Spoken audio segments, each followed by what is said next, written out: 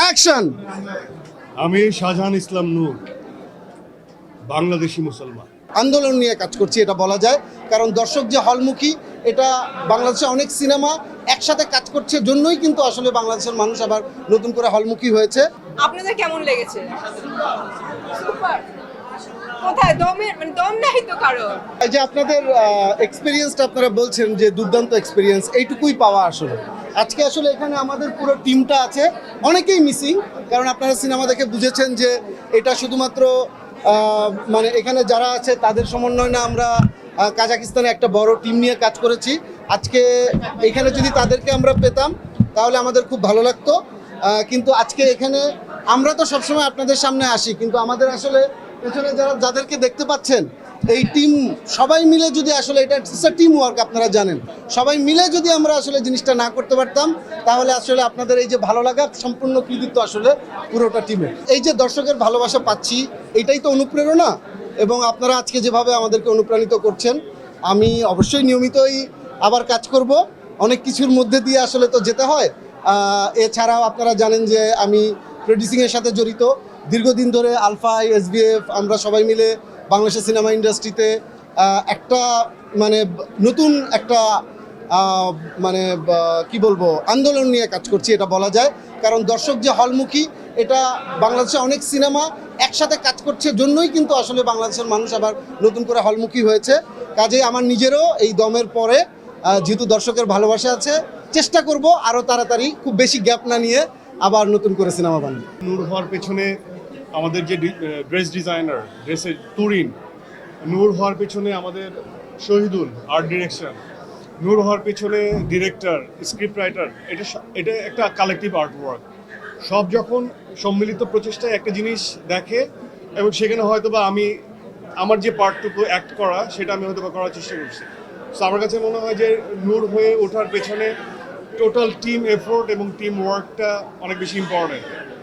আর এটা আমার দুর্বলতা যে আমি এই যে জীবন বান্ধব এবং এই খুবই জীবনের কাছাকাছি যে রিয়েলিস্টিক যে রিয়েল ক্যারেক্টারগুলো, সেগুলোর যে আপস অ্যান্ড ডাউন থাকে, আমি বারবারই বলছি এর আগেও, এই শেডগুলো নিয়ে কাজ করতে আমার ব্যক্তিগতভাবে আমি পছন্দ করি। অ্যান্ড এটাও একটা ওয়ান কাইন্ড অফ যুদ্ধ, যে আমরা বাংলাদেশি সিনেমা, আমাদের দেশাত্মবোধ বা আমাদের বাংলাদেশি যে ইমেজটা, সেটা হয়তো বা আমি সব কন্টেন্টে হয়তো বা পারবো না, কিন্তু কিছু কিছু কন্টেন্ট যেগুলো খুবই লোভনীয়, সেগুলো আমি গ্র্যাব করতে চাই, সেগুলো আমি চাই। আপনাদের ছোট্ট করে একটু জিজ্ঞেস করতে চাই, আপনাদের কেমন লেগেছে? সুপার। কোথায় দমের মানে দম নাই তো কারো। সুপার, ভালো লেগেছে। এটাই আসলে মানে প্রাপ্তি।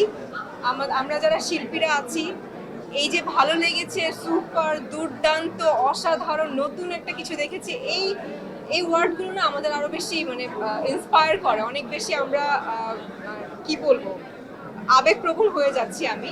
বাট অন্য একটা পূজাকে দেখতে পেরেছেন, এটা আসলে আপনাদের মুখ থেকে শোনাটা আমার জন্য অনেক বড় একটা কিছু, কারণ প্রতিনিয়ত আমরা সবসময় যেই কাজই করি, আমি কোনো কাজকে ছোট করছি না, বাট যেই কাজই করি আমরা প্রতিনিয়ত শিল্পীরা বলি যে আমি নতুন করে নিজেকে ভেঙেছি, নতুন করে নিজেকে গড়েছি। এটা আসলে তখন সিনেমা হলে গিয়ে আমরা সেই প্রুফটা পাই না, বাট দম দেখার পরে এই প্রুফটা আসলে সবাই পেয়ে গেছে। তো খুব ভালো লাগছে, আমি অনেক বেশি কৃতজ্ঞ আপনাদের কাছে। এটা আমার প্রথম প্লেব্যাক, তো আমার জন্য এটা অনেক বড় পাওয়া, অনেক বড় পাওয়া। গান যেটা বললেন যে আমার লিখেছি বা নিজের লেখা, নিজের সুর করা গান, এই এত বড় একটা প্রজেক্টে, দমের মতো একটা প্রজেক্টে, যেখানে আফরান নিশো আছে, পূজা চেরি আছে, চঞ্চল চৌধুরী আছে, এত বড় একটা কাজ, সেই জায়গায় আমি একটা খুব ক্ষুদ্র মানুষ, আমি জানি না এত কিছু আমি ডিজার্ভ করি কিনা। এটা প্রচণ্ড ভালো লাগার একটা বিষয়, এটা জানি না কিভাবে প্রকাশ করতে হয়। সাথে আমার সহশিল্পী যে আছে, আমার খুব ইচ্ছা ছিল আমার প্রথম প্লেব্যাক তার সাথেই হোক, এবং সেটাই হয়েছে। এই গানটা আমার এবারে দিয়ে যতগুলো গান বের হয়েছে তার মধ্যে আমার অন্যতম একটা পছন্দের গান। এটার কারণ হচ্ছে গানের কথা এবং সুর আসলে অনেক আলাদা, এবং পূর্ণির কথা এবং সুরের এই প্রেমে পড়ার পরেই আসলে এই গানটা আমার করার আগ্রহ আসলে বেড়ে গেছে। তো আমি মনে করি যে পূর্ণির গানের লেখা এবং সুরের কাজ আরও বেশি করা উচিত। ও খুব ভালো লেখে এবং ভালো সুর করে। আর আমার একটি অনেক পছন্দের একটা গান, এবং দর্শকদেরও এই গানটা থেকে আমি অনেক অনেক ভালোবাসা পেয়েছি, অনেক অনেক উইশেস রিভিউজ পেয়েছি যে এই গানটা ঈদের অন্যতম সেরা গান। তো ভালো লাগছে, অন্যরকম গান করে আরও বেশি আনন্দ লাগছে।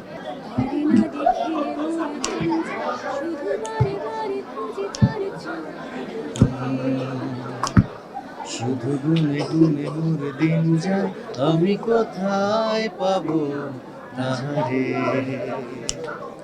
চাতকের সাথে বৃষ্টির কথা হয় যেন রোজ, ভুলে বসে অলি গান গায়, আমি পাই না তাহার খোঁজ। চাতকের সাথে বৃষ্টির কথা হয় যেন রোজ, ভুলে বসে অলি গান গায়, আমি পাই না তাহার খোঁজ। আমি কোথায় পাবো তাহারে, আমি কোথায় পাবো তাহারে, আমি কোথায় পাবো তাহারে, আমি কোথায় পাবো তাহারে।